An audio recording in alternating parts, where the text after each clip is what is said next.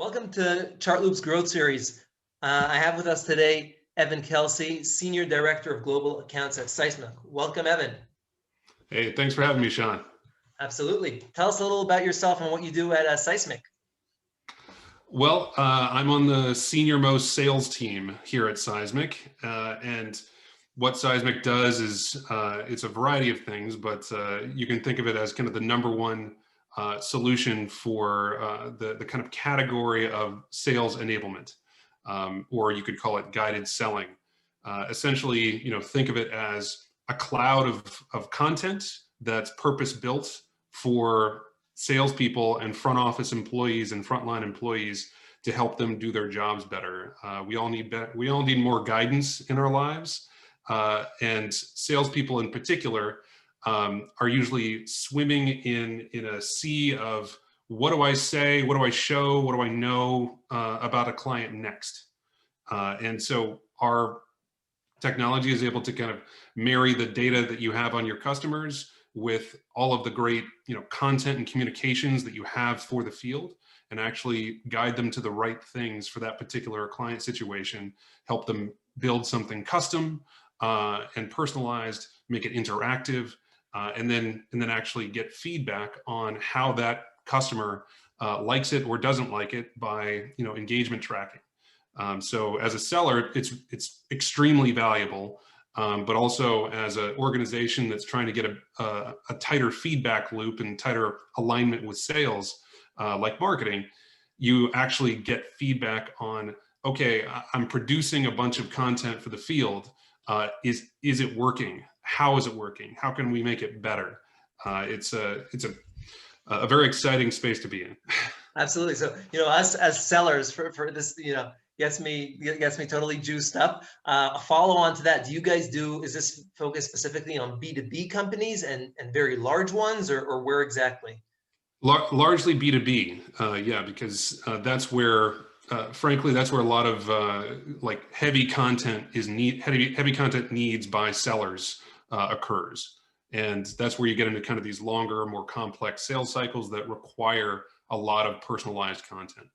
Right, absolutely. So in terms of your background, I know you spent 5 or 6 years on the enterprise sales team at LinkedIn, and I also wonder there, were you selling to sellers like you were selling here at Seismic? And then my question is it easier to be speaking to all these sellers and marketers compared to some people in finance or IT? How do you find that? Great question. Yeah, so at LinkedIn, I had a wonderful run. It's a fantastic company to work for.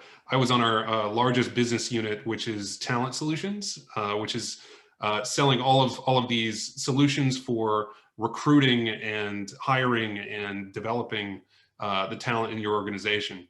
And so my clients were heads of talent acquisition, the occasional head of HR, and they're awesome people to work with, and they're inspiring in terms of how dedicated they are to getting the right person into the company. Now, and so had a great set of relationships with those people. However, it's fundamentally like a little different of a conversation than if you're talking to a head of sales about how to sell better. I didn't come from a background of being a recruiter myself or being an HR professional. So I could never, I would never be in a position where I had more or as much expertise as the person I was talking to.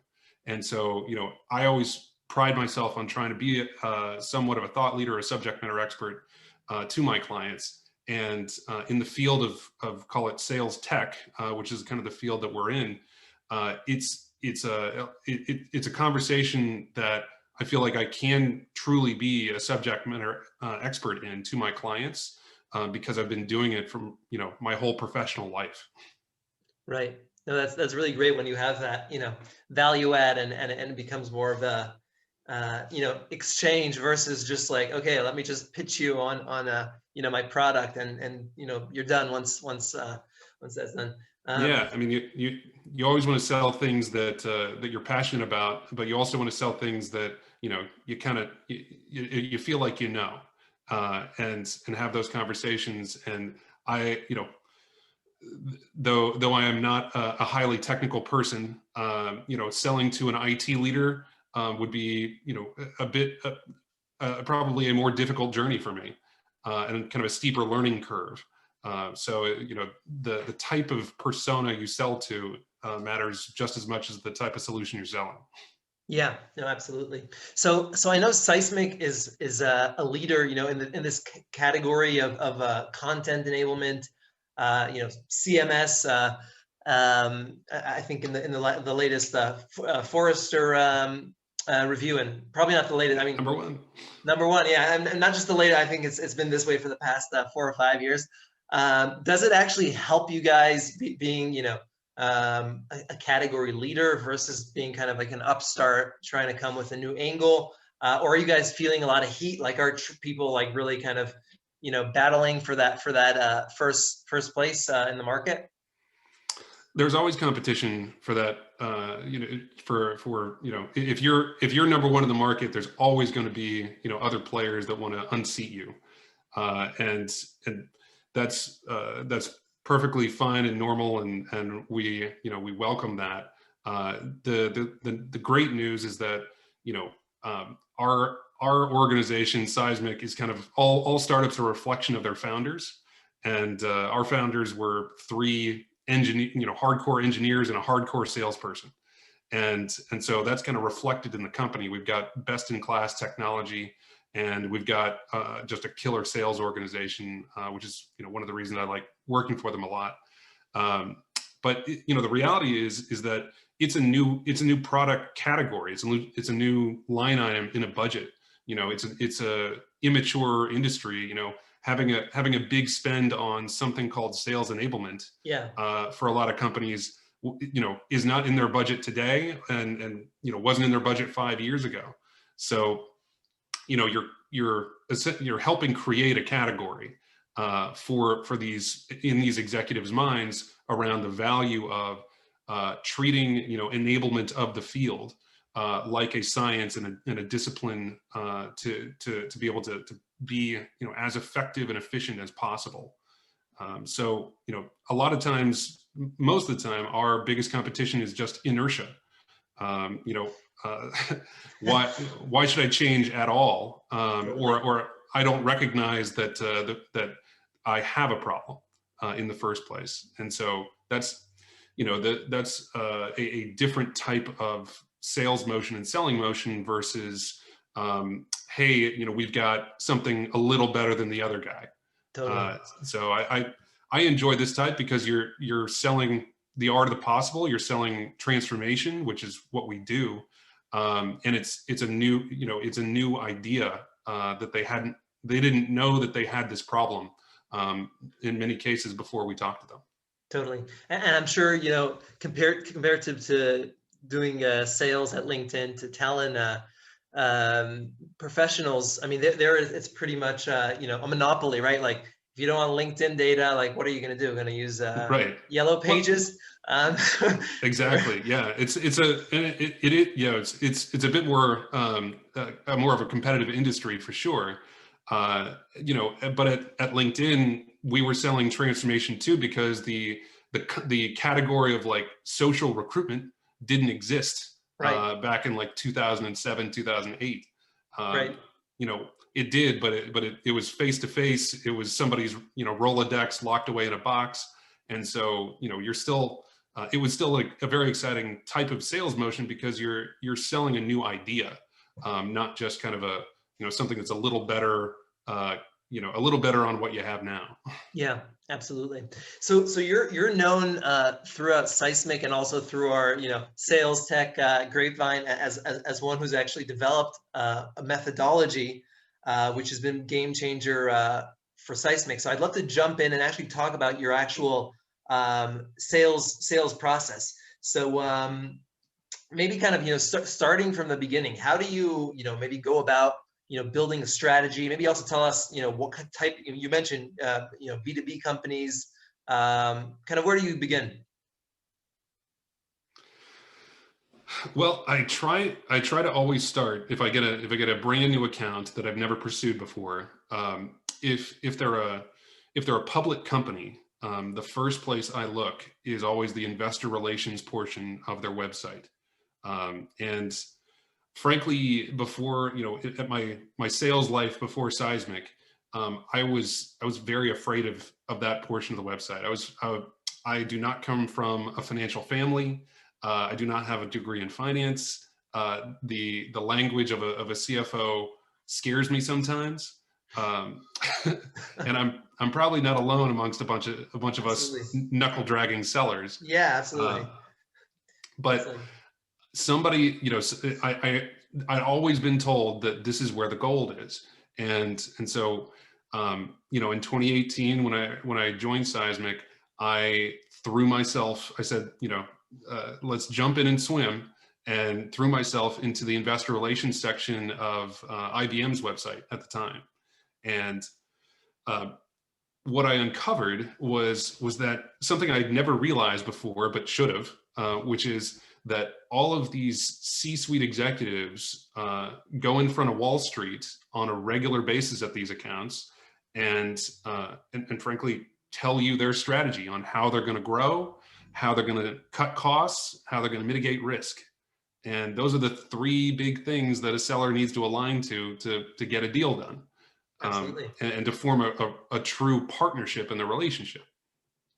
And so, I realized over time that there were multiple aspects of what companies are required to tell Wall Street, and what they want to tell investors as to why to give them money, Yeah, and frankly also how they make determinations on how they pay their own leadership, and who their peer set really is, and so all of those things, and it end up being a great starting grounds for forming the basis of, okay, what are the big rocks that this company is trying to move up the mountain?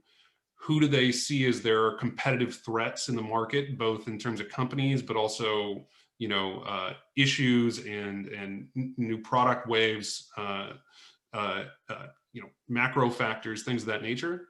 And then how are they set up? What do the divisions look like? Who are the leaders of those divisions? What are those leaders telling specifically what their strategies are? And I was able, I'm able to get to some semblance of a pretty quick point of view on, is this account worth going after? Like, where is it? Tier 1 for me? Is it tier 2 for me? Is it tier 3 for me, for my year? And are they potentially in a position where they're ready to buy? And so that's been a big piece of where I would start my research. Now from there, I'm taking their executives, and I'm trying to develop, Sean, plug for you guys, but I'm trying to develop a great org chart on, okay, what is the constellation of power in this account, and who's the kind of sphere of influence that I need to know about, to get my relationship started, my deal across the table, a true partnership built. And if you've kind of identified the people and that sphere of influence, and you've done the work to develop an understanding of their big pillars that they need to align to grow, cut costs, or mitigate risk, and you understand kind of where your solution might align to those, that's kind of like, rev the engine and let's go, baby. absolutely. Wow, that's really phenomenal. That's like kind of you're finding the very high level of strategy. So first of all, I mean, I'd love to actually jump into a real example to kind of show people how you go about this. But I mean, for example, in this ABM case you mentioned a couple years ago, like, do you find there initiatives or pains that relate to their sales enablement, their marketing transformation? Because do they talk about like, things that relate specifically to what you're kind of working on with your offering? So the vast majority of the time, because sales enablement is such a new kind of category Yeah. and a job title at these companies, they're not going to be talking about it to Wall Street particularly. They're going to talk about what enablement does in terms of what is our strategy to grow revenue, and where does the field, where do salespeople, the sales organization, and the marketing organization that supports them, where do they factor into that growth, right?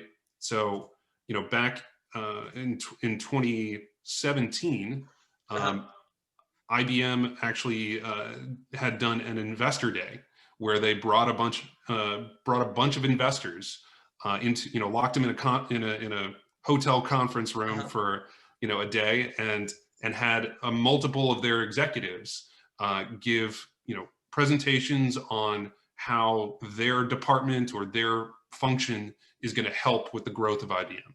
And the big thing that stuck out to me was that they kept mentioning these 3 reasons why you would do business with IBM. And it's their record of innovative technology, it's their record of true industry expertise, and record of trust and safety. And from the outsider's perspective, great, those might be just buzzwords, but when I'm looking for, obviously our end user is a salesperson most of the time, and we want to, our story is around helping that person be more efficient and effective at their jobs to create much closer client relationships. That you have to have the industry expertise to be able to do that at IBM. And that's something that they pride themselves on. Hey, Wall Street, give us money because we're the best at these 3 things. And so if I can align to my solution set, truly helping IBM sellers be able to express and convey that industry expertise, much better than they are today, well, that should be pretty compelling to their CFO, who was the one giving, the presentation at the time. And so that, again, it's about revenue, cost cutting, or risk, but it's also listening to them, what they're telling the market, that what are their unique differentiators. Yeah, absolutely. They say, I think was it John McMahon from formerly from PTC and now at Snowflake, one of the developers of Medic. He says you're relegated to who you sound like, right? So yes. if you're talking about I think your decks don't look great, and whatever, your system is broken, you'll be stuck with the I guess the enablement manager or the ops person. But here, I think the CEO would actually like to talk to you. That's right, and it's very true. You see who you sound like, and frankly, the more just game tape you can watch of executives at these companies talking to Wall Street, the more language and lexicon you can pick up on, and the broader themes come through. Right. Absolutely.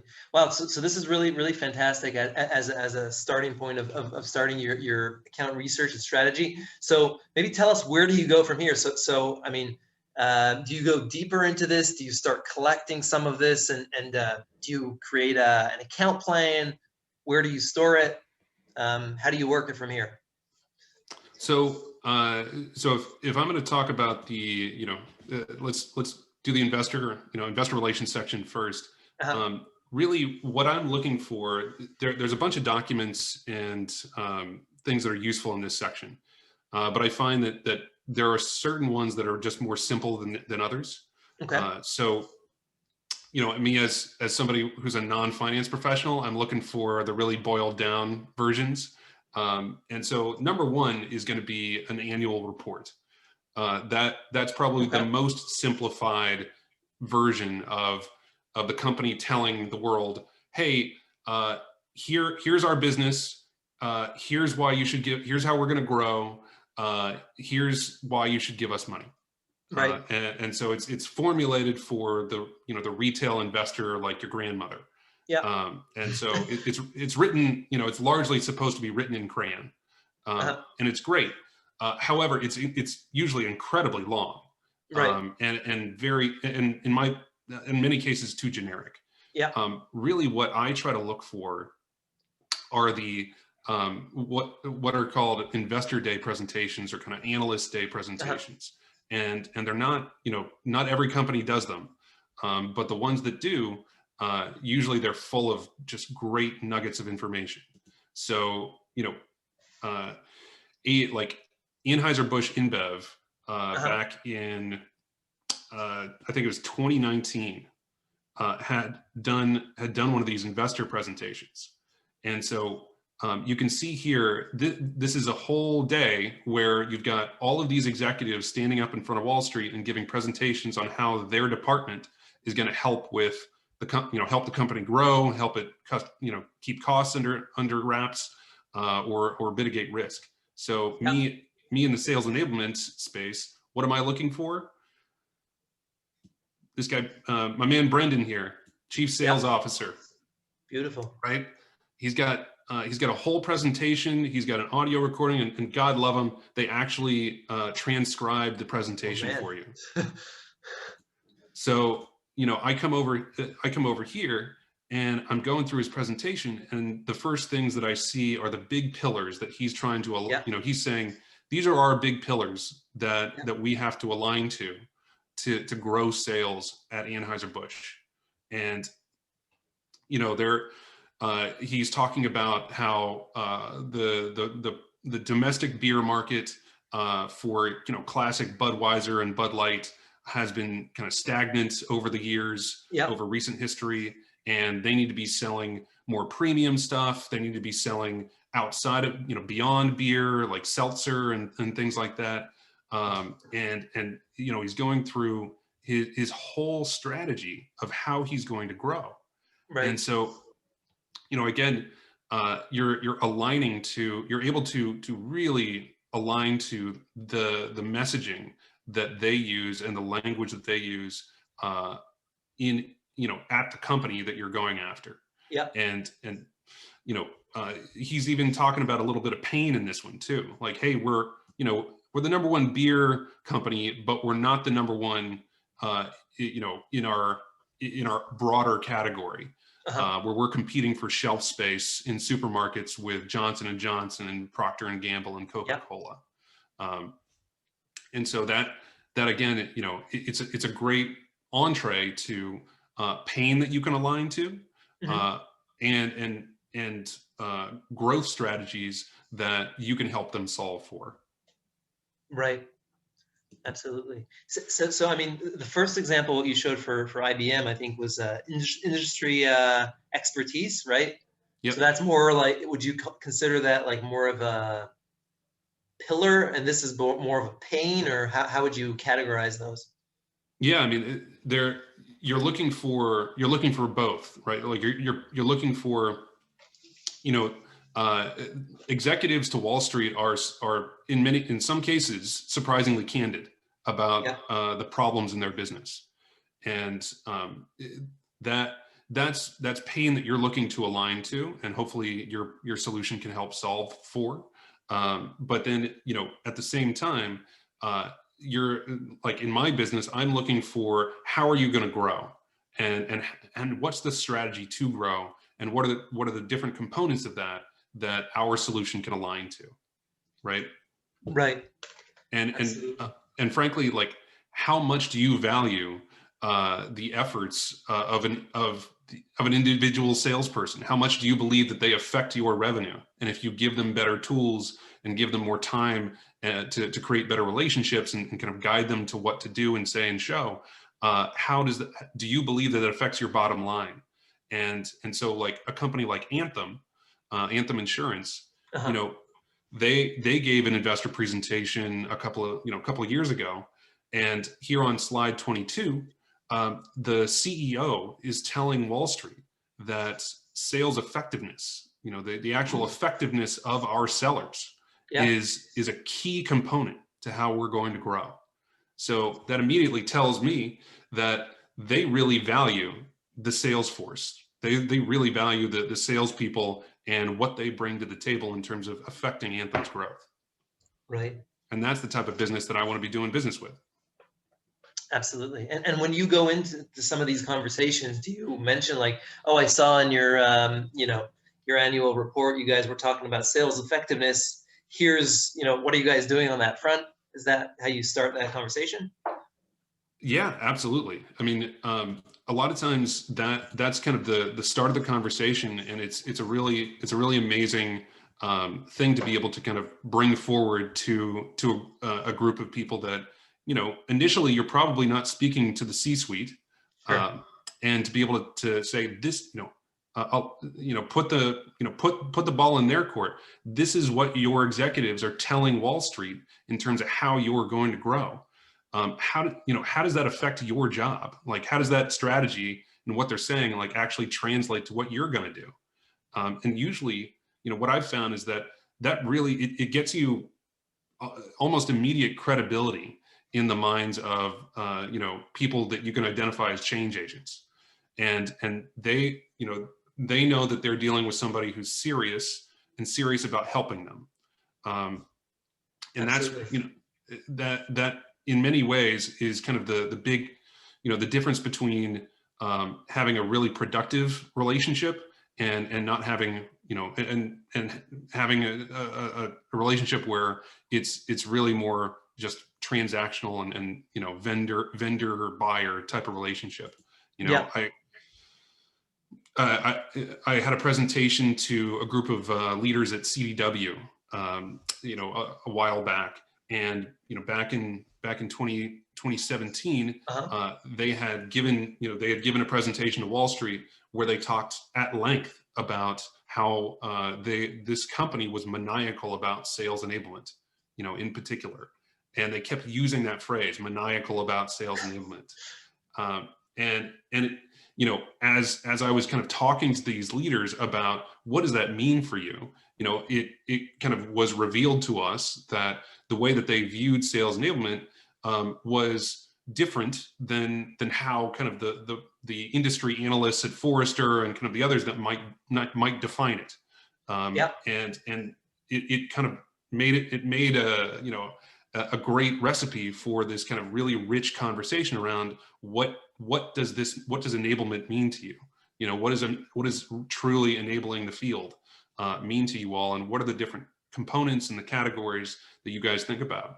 And so, again, there's so much really rich information in here that can form the basis of a great discussion.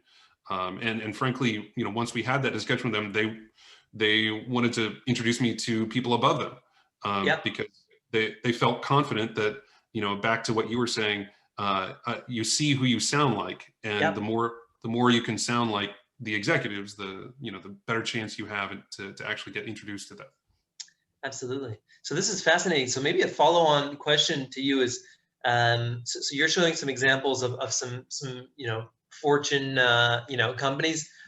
What if I'm selling to like a mid-market, and how do you go about it then? So in many cases, I mean, I think there's probably very few markets where there's not at least one public company as a competitor, right? Right. So I might be selling to the mid-market, and the company that I have in my account stack may not be a public company, but most industries, they're competing with one, if not multiple public companies, competing directly against. And the approach to business, and again, like how to grow revenue, how to mitigate cost, and how to mitigate risk from one business to another, public or private, is not wildly different. So if I know that my prospect or my customer is competing against public company Y, largely the same sort of macro challenges that company Y has, it's probably the same macro challenges that your prospect has. The same peer group that company says that they have, and compete against and benchmark themselves against, probably very similar to your peer group at your prospect, right. and so on and so forth. It's not apples to apples applicable, but you can still pull out some pretty great executive themes out of Absolutely. what that public company that your prospect competes against is telling the market that they're scared of, or they see as an opportunity for growth, et cetera. Yeah, so you can mention, here's what some of the competitors in the space are doing. How are you guys thinking about sales enablement, right? Yeah, are you guys seeing those same challenges? Are you guys looking at those same opportunities in the same way? Absolutely, absolutely. So how do you discover this? So are you using all publicly available sources? Do I need any crazy tools to find this information? And then also, do you look at any other corners of the companies like job postings or things like that? Yeah. Actually, I'll take that last part first. There's lots of other places where you can go to find really great information to kind of form your basis for your outreach or your executive opinion, or your meeting discussion topics. But yeah, you're right. Like, job postings are a great source for insider data about what tech stack that company currently uses, what they believe to be the role of, if you're selling to DevOps engineers, like, how does that company think about defining that role, right? So that job listing is going to be actually point by point, here's what we think a good one looks like. And their job postings are great. Obviously, interviews in the media are wonderful sources of information. And I am lucky enough to work in an industry where my end user is a salesperson. So almost for most of the accounts that I'm going after, I'm able to kind of get interviews with salespeople at that company, and ask them about what's their pain, what's their challenges, what helps them do their jobs better, et cetera. And so I can bring the voice of the field, to the executives. So lots and lots of different sources. Now, the tech stack that I find incredibly valuable to be able to go do those things. I could not live with, I'll put in a shameless plug for my company, but it truly transformed my life when I came here, was Seismic. And just the ability to take over a group of accounts, know what conversations were being had, what content had been exchanged, and have the system itself recommend to me what to say, show, no, for those particular next steps at those accounts. I kind of went to peak productivity in about 4 weeks. Wow. And so, there's a bunch of other value there, but it really changed my life as a seller and gave me back my Mondays to actually sell. Love it. And I could not live without Sales Navigator. The ability to actually map out the constellation of folks, and the connections of your executives, or your investors, or people at your company, or people at your partners, or people in your network, to power players or influencers at your accounts, is, you cannot, I couldn't do my job without it. And frankly, Sean, I really love what you guys are doing at Chartloop, because it takes, at a base level, it takes away a lot of the legwork that I or my inside resource would have to do to formulate, a true org chart map for, the different functions that we sell into, because we sell into multiple functions at an organization. So our org charts, our constellation of our sphere of influence is quite big, and to have that at my disposal, at my fingertips, to be able to then mold and kind of add, all right, this person is powerful, this person's not quite as powerful, or this person's a change agent, this person's not, those types of notes onto the data that you guys are providing, is incredibly valuable to me, to be able to not just go pursue the account, and know kind of who to pursue, but also internally, when I'm having my one-on-ones with my boss, when I'm going in front of my executives and telling them, yeah, this account is a big, is a big priority for me this year because, this is the way that they're set up. This is what they're telling Wall Street. This is what the salespeople are telling me. Again, you've got all the ingredients there to cook that meal, and it adds another layer of I think confidence that my leadership has in my determination of which accounts to go after, and they're willing. It makes it easier for them to say, how can we help you, not why are you going after them. Right. No, absolutely. So I really love how you connect the 30,000 kind of foot view of the pains of the initiatives at these companies, kind of the what, right? What is the problem? What are they working on? And then like who? Okay, so let me actually here in the org chart, who's responsible? What's the sphere of influence, and where do I need to really invest my time? And do you guys like follow any specific methodology at Seismic, or does each one kind of do their own approach? We've had a number of trainings in my 3+ years now. So we've had a variety of I would say methodologies, but again, all stemming from I think our fearless leader Ed Callanan, who's one of the great salespeople I've ever met in my life. Kind of his approach to complex deal selling and the three-dimensional chess that he views sales as, and kind of we need to be able to reflect that in how we're approaching our territories.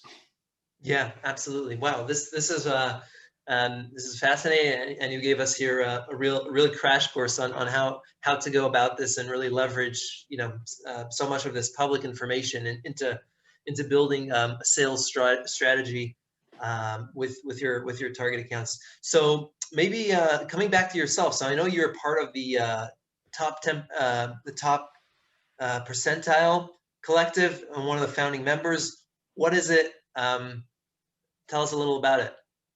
Yeah, it's a really exciting organization. It's essentially like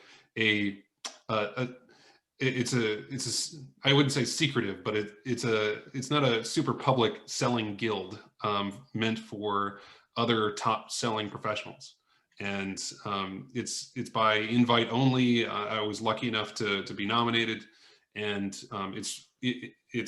it's run and founded by a former CRO at this company consultancy CEB that's now Sure. owned by Gartner. And he had this vision that I loved, which was that so many other disciplines view their